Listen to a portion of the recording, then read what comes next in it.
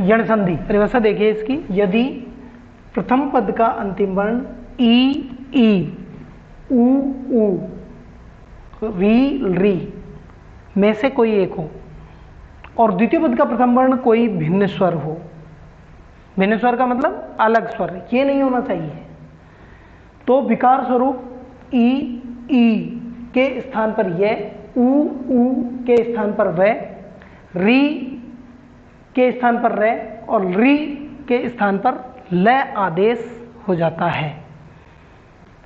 अब देखिए, चूंकि हम संधि कर रहे हैं तो सारे उदाहरण हम संधि के लेते हैं, फिर बाद में इनका विच्छेद भी करके देखेंगे किस तरह से संधि की जाती है और किस तरह से विच्छेद किया जाता है, ये सारी चीजें समझेंगे। तो देखिए, ई या ई के बाद में कोई भिन्न स्वर होने पर इसका यह बन जाता है, इसका मतलब है के स्थान पर यह बन जाता है। यदि अब यहां पर प्रथम पद का अंतिम वर्ण है ई और द्वितीय पद का प्रथम वर्ण है ए, तो ई के बाद भिन्न स्वर, ये भिन्न है, इसलिए इस ई के स्थान पर अब यहां से क्या बचेगा, यद, द हलंत, ई के स्थान पर क्या हो गया, यह हलंत, आगे अपी। अब इसको हम बनाएंगे शब्द को, तो शब्द बन जाएगा ये आधा द आधा ये और ए पी, यानी यद्यपि। क्या शब्द बनेगा, यद्यपि। इस तरह से संधि होती है। अगला उदाहरण लेते हैं, वी, प्रथम पद का अंतिम वर्ण है ई, द्वितीय पद का प्रथम वर्ण है ऊ, वह हलंत बचा, ई के स्थान पर यह हो गया और आगे उत्पत्ति शब्द जुड़ जाएगा इसमें, तो शब्द आपका हो जाएगा व्युत्पत्ति। नदी, अब यहां पर बड़ी ई है, भिन्न स्वर ए, अर्पण का ए, अब नद बचा, ई के स्थान पर फिर यह लिख लेंगे, जमा अर्पण, तो शब्द बन जाएगा नद्यर्पण। इसी तरह स्त्री, बड़ी ई, आगे उपयोगी। ठीक है, अब देखिए, इस त्रय हलंत हो गया, इसके स्थान पर यह आ गया और आगे उपयोगी शब्द जोड़ेंगे, अब शब्द हो जाएगा इस त्र्युपयोगी। ये इसी तरह से शुद्ध होता है, ज्यादातर जगह पर यह अशुद्ध लिखा हुआ मिलता है, स्त्र्युपयोगी। आगे देखिए, परमाणु, अस्त्र, प्रथम पद का अंतिम वर्ण है ऊ और द्वितीय पद का प्रथम वर्ण है ए, जो कि एक भिन्न स्वर है। अब ऊ के बाद में यहां पर परमाण, ये इस तरह से हलंत हो जाएगा, ऊ के स्थान पर हम वह लिखेंगे नियम के अकॉर्डिंग, जमा अस्त्र, तो शब्द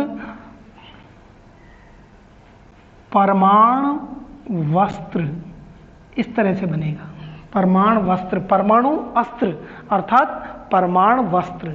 देखिए, शिशु, शिशु में ऊ है, ऊ के बाद में अंग का ए आ रहा है और ये शिश हलंत हो गया, शे, ऊ के स्थान पर वह लिख दिया, जमा अंग, तो शब्द बन जाएगा शिशवंग। गुरु,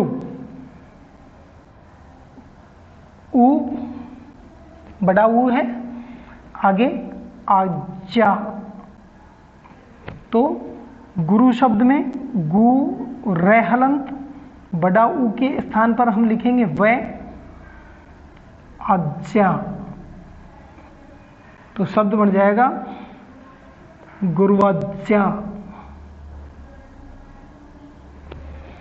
चमू, चमू में बड़ा ऊ, आगे अंग, चम,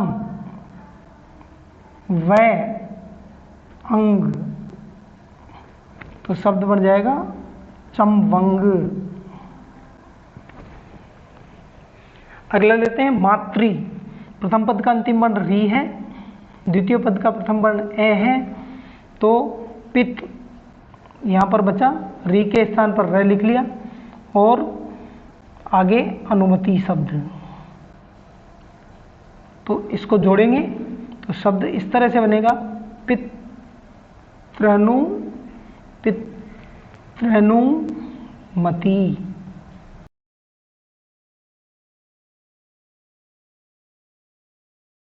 मातृ में प्रथम पद का अंतिम वर्ण है री और आगे है इच्छा का ई।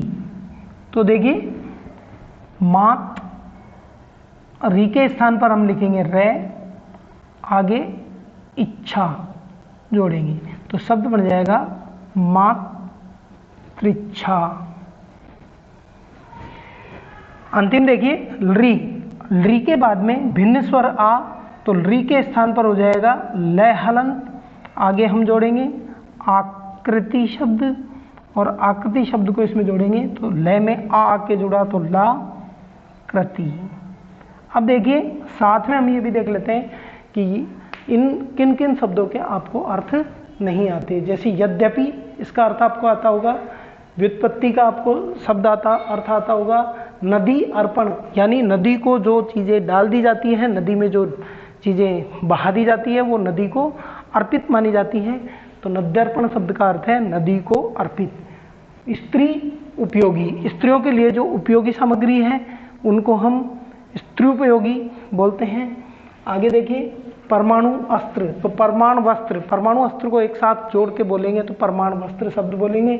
शिशुअंग, शिशु के जो अंग हैं उनको शिशुअंग बोलते हैं। गुरु आज्ञा यानी गुरु की जो आज्ञा है वो गुरु आज्ञा। और चमू अंग, चमू का अर्थ होता है सेना, अंग का अर्थ होता है टुकड़ी, तो सेना की टुकड़ी चमू अंग। आगे देखिए पितृ अनुमति का अर्थ आप जानते हैं, माता की इच्छा। री, आकृति से लाकृति शब्द बना, री का अर्थ होता है सुंदर, सुंदर आकृति, एक सुंदर रचना, लाकृति। यण संधि के संधि करना तो सीख लिया, अब संधि के शब्दों का विच्छेद करना भी देखिए। कुछ शब्द मैंने लिखे हैं उनके विच्छेद करके मैं बताता हूँ। जैसे पहला शब्द है व्यंजन, अब कैसे पता लग रहा है कि इसको कहाँ से ये टूटना चाहिए, तो देखिए यह से पहले आधा व्यंजन आया है और इसके अंदर सबसे पहले हम इसका वर्ण विश्लेषण कर लेंगे। व हलंत, य हलंत, अन और जय हलंत, ए, न और ए। अब हम देखते हैं कि वहाँ पर य, व, र, ल से पहले यदि कोई व्यंजन आता है तो उस जगह पे, अब ये से पहले वह आ रहा है, ये एक व्यंजन है, तो ये के स्थान पर हम लिख देंगे ई और यहाँ पर लिख देंगे वह हलन। जमा, आगे के शब्द को ऐसे कैसे लिख देंगे अंजन। अब आपको पता लग रहा है कि ई के बाद में कोई भिन्न स्वर है, इसको इसमें जोड़ देंगे तो वी जमा अंजन। इस तरह से व्यंजन शब्द का विच्छेद होगा, वी जमा अंजन से बनता है व्यंजन।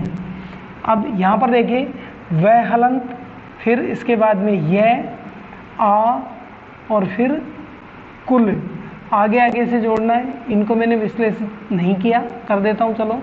कै, उ, ल और ए। अब देखिए यह, अब इस यह के स्थान पर ई रखना है और कुछ नहीं करना है, बस वह ई जमा आकुल, आकुल को वापस जोड़ दिया मैंने और वी हम लेंगे न्यू, न, इसके स्थान पर आप न और ये हो जाएगा नी जमा ऊन बराबर न्यू। जैसे ये शब्द है सख्यागमन, इसमें देखते हैं सख्यागमन, अब ये कहाँ पर दिख रहा है, ये के आ की मात्रा, ये तो ये यहाँ पर है, आ की मात्रा लग रही है तो हम इसको आ में से फिर गमन आगे लिख दिया और यह के स्थान पर तो स पूरा रहेगा, ख आधा रहेगा और इसमें इसके बाद में आधे ख के बाद में ई आएगा, यहाँ जमा लगा देंगे तो शब्द हो जाएगा सखी और आगमन। इतना समझने के बाद हम इनको और आसान बनाते हैं। जैसे वाह, अब यहाँ पर ओ की मात्रा, यह में ओ की मात्रा लग रही है तो आगे शब्द रहेगा औ, औचित्य और इधर वा और ण, ण हलंत है, ई यहाँ पर आ जाएगा और ई कौन सा आएगा? अब छोटी वाणी तो शब्द होता नहीं है, इसलिए बड़ी ई आएगा और यहाँ हो जाएगा वाणी जमा औचित्य। तो इससे शब्द बनेगा वाण्योचित्य। ये स्वल्प। अब इसमें देखिए वह से पहले आधा अक्षर है, तो वह में ए की मात्रा है, तो अल्प तो हम अलग निकाल देंगे सीधा, और वह के स्थान पर हम रखेंगे ऊ, और स हलंत पहले से ही है, यहाँ जमा लगा देंगे, स में ऊ जुड़ा, सु जमा अल्प, इससे हो जाएगा ये स्वल्प। अगला शब्द देखते हैं अन्वेषक। तो यहाँ पर वह से पहले न आ रहा है, तो वह में ए की मात्रा लग रही है, तो सबसे पहले तो हम एशक लिख लेते हैं, यहाँ जमा ए आधा ने वह के स्थान पर वो हो जाएगा, तो ये शब्द हो जाएगा अनु, अनु जमा एशक बराबर अन्वेषक। अब शॉर्ट करते जाएंगे, यह से पहले तय आ रहा है, ओ की मात्रा लग रही है, इधर तो हम ओज कर देंगे, यह के स्थान पर ही हो जाएगा, तय में ई जुड़ेगा तो अति, अति जमा ओज अत्योज। समन्वय। अब यहाँ पर वह से पहले न है और इसमें, तो इधर तो लिख लेंगे हम अने अय, और स में आधा ने वह के स्थान पर ऊ हो जाएगा, तो ये हो जाएगा शब्द समनु, समनु जमा ए समन्वय। भानुवस्त। अब आपको पता है कि भानु शब्द में छोटी की मात्रा होती है या बड़ी की मात्रा होती है, तो भानु में छोटी की मात्रा होती है। अब देखिए भय, भा नु जमा अस्त। अब अस्त क्यों लिखा मैंने? क्योंकि वह में से ए निकल रहा है यहाँ से ये, और वह के स्थान पर ऊ की मात्रा ये यहाँ पर हुई, और भान तो ऐसे रहेगा, भानवस्त ये शब्द है, भानवस्त, तो इस तरह से आधा रहेगा। इधर देखिए मध्वाचार्य, मैं धू जमा आचार्य। अब क्यों हुआ ऐसा? तो देखिए यहाँ पर वह में आ की मात्रा है, तो इससे वजह से तो ये आ आया, और वह के स्थान पर ऊ और ध आधा ये रहा। तो इस तरह से आप शब्द को देखते ही तोड़ सकते हैं, आपको ये पता लग जाएगा कि किस तरह से हम इसका विच्छेद कर सकते हैं। धन्यवाद।